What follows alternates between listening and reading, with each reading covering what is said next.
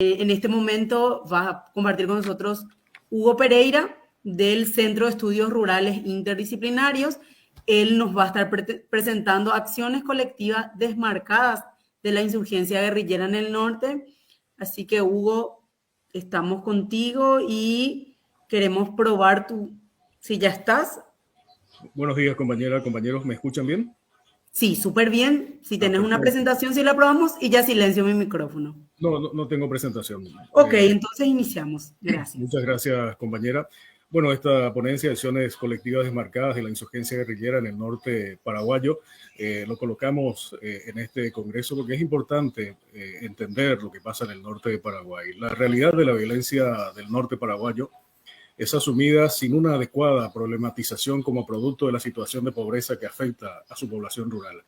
Desde esa visión es la carencia en que desarrollan su vida numerosas familias campesinas e indígenas la razón por la que se suman a la violencia de supuestos grupos guerrilleros a los que apoyan y protegen, situación que imposibilita, según los voceros de las instituciones de seguridad del Estado paraguayo, acabar con quienes se alzan en armas.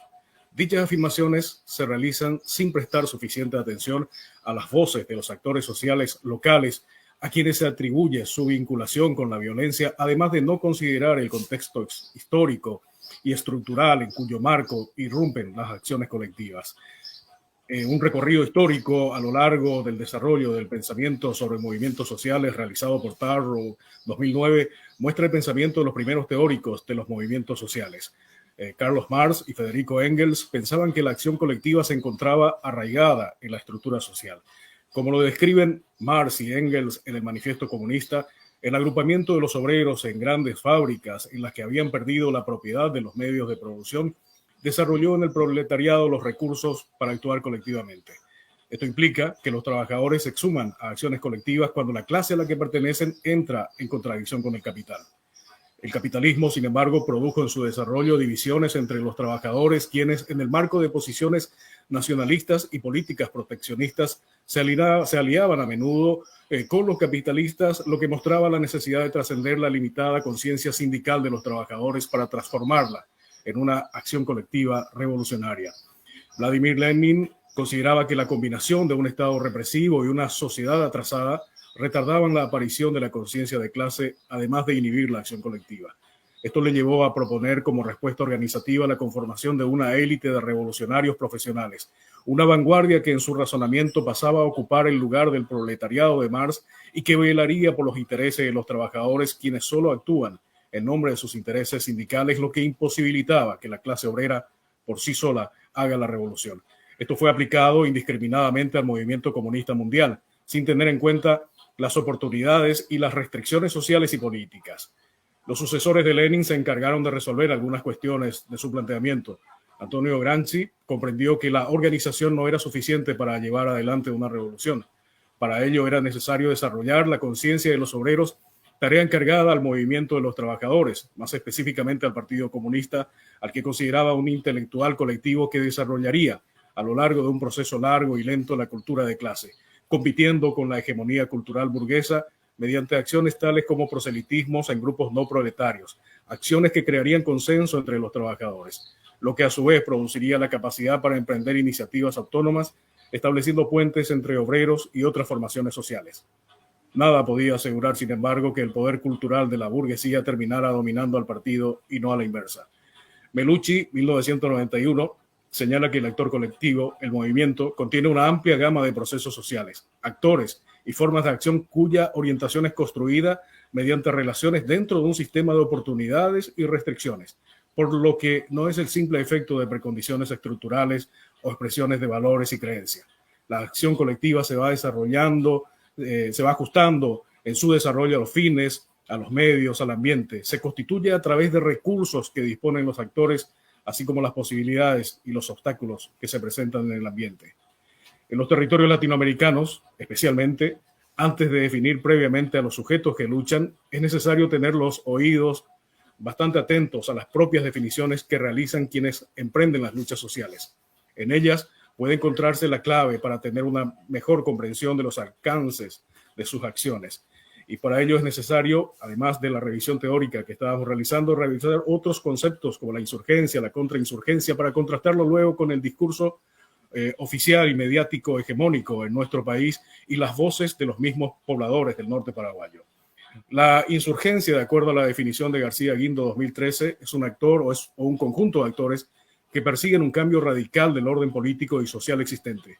Para lograr ese objetivo, se enfrentan de manera organizada a la autoridad política establecida en un determinado territorio, apelando a una estrategia efectiva de movilización social y al empleo intenso de la fuerza. En Cuba, por ejemplo, Fidel Castro dirigió una guerra de guerrillas que derrocó al gobierno de ese país. A lo largo de 3 años, desde 1956 a 1959, conquistó la adhesión de unos 3.000 combatientes campesinos, a los que sumó en la etapa final a los mismos jefes y soldados del ejército cubano, con lo que completó una fuerza rebelde de más de 40.000 hombres que acabó con la dictadura de Fulgencio Batista e inauguró la Revolución Cubana. El factor político es clave en la guerra irregular, en la que la correlación de fuerzas es asimétrica al enfrentarse de un lado un grupo insurgente con capacidad militar inferior y por el otro lado un ejército profesional de mayor envergadura, por supuesto con todo el apoyo logístico del Estado.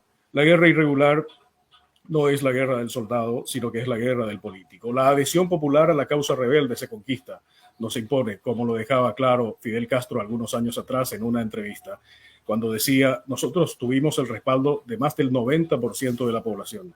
¿Cree usted que nosotros, sacrificando personas inocentes en Cuba, habíamos logrado ese apoyo? ¿Cree usted que poniendo bombas, matando soldados, prisioneros, matando civiles, habríamos obtenido las armas que obtuvimos? A base de terrorismo no se gana ninguna guerra, sencillamente porque ganas la oposición, la enemistad de aquellos de los que tú necesitas ganar la guerra. Pese a que no existían las condiciones para que se reprodujera la experiencia cubana en otros países latinoamericanos, la subversión fue el pretexto de la represión militar. Paraguay, en ese sentido, no fue un caso aislado. El combate a los supuestos subversivos se ejerció, según el informe de la Comisión Verdad y Justicia, con el objetivo de eliminar o disolver a segmentos críticos de la sociedad paraguaya en momentos en que ya no existían organizaciones armadas con planes insurreccionales. Las fuerzas estatales de Paraguay fueron adoctrinadas en la teoría de la guerra revolucionaria, devenida contrarrevolucionaria, antisubversiva o contrainsurgente, según Sonia Wiener. Roger Trinquier, el coronel Roger Trinquier, fue el referente de la teoría de la guerra revolucionaria y señalaba, como señalan todavía hoy en nuestro país, en la guerra moderna no nos enfrentamos, de hecho, a un ejército organizado según el estilo tradicional, sino a unos pocos elementos armados que actúan en la clandestinidad en medio de una población manipulada por una organización especial. Además, la pobreza de la población, de acuerdo a las nociones de la guerra revolucionaria incorporadas a la doctrina de la seguridad nacional, que fue promovida por Estados Unidos en la lucha contra el comunismo y que fuera aplicada por los gobiernos de las dictaduras latinoamericanas, generaba las condiciones para el avance, según esa teoría, de regímenes con características radicales. Para Alfredo Stroessner, justamente, la pobreza era causa de subversión.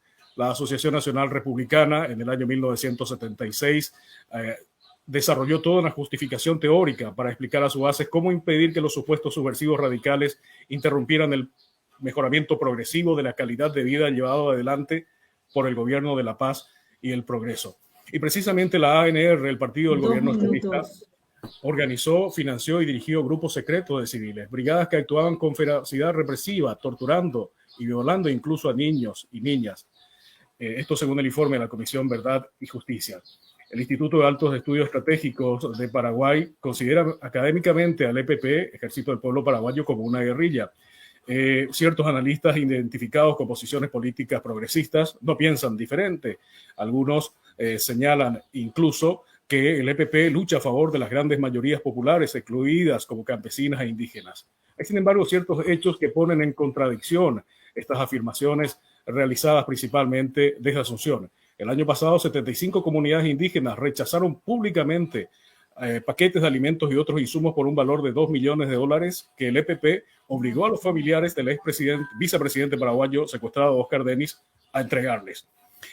También fue rechazado esa gentileza del EPP, entre comillas, por las comunidades campesinas, especialmente de Arroyito, en donde por esta decisión comunicada por Marciano Jara, dirigente campesino de Arroyito, decía: nosotros como dirigentes rechazamos categóricamente. No estamos diciendo con eso que nuestra gente no necesita víveres. Somos conscientes de que acá hay muchas necesidades. Esto era secundado por Juan Ángel Díaz, otro dirigente campesino. Venga de donde venga, no estamos de acuerdo con el terrorismo.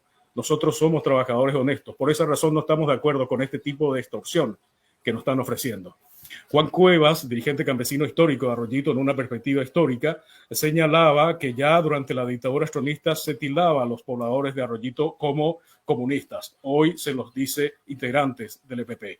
Y termino con esta expresión de Adelfa Gómez, contundente, en la audiencia pública en donde se debatió la eliminación de la inconstitucional ley que permitió la militarización y el estado de excepción permanente en el norte paraguayo. Decía Adelfa, a mi padre se lo persiguió por formar parte de una organización cristiana.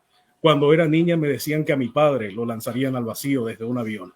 Ahora por denunciar irregularidades me señalan como parte del EPP. Por denunciar esto. Lo único que vale es lo que dice el fiscal. En el 2008 volví al norte en busca de paz. A 2 años de volver allanaron mi casa porque decían que yo era del EPP. ¿Existe realmente el EPP? Porque, ¿dónde está?, se preguntaba Adelfa Gómez. La Fuerza de Tarea Conjunta que combate al EPP sobrevuela todo el día y no encuentra a los integrantes del EPP. Voces silenciadas o voces no escuchadas que deberían ser tenidas en cuenta, principalmente por aquellos que importan realidades de otros países para tratar de imponer un marco referencial explicativo de una realidad que se da en el norte paraguayo, que es completamente diferente a la que dibujan principalmente desde la capital paraguaya. Muchas gracias. Muchísimas gracias, Hugo. Bueno, vamos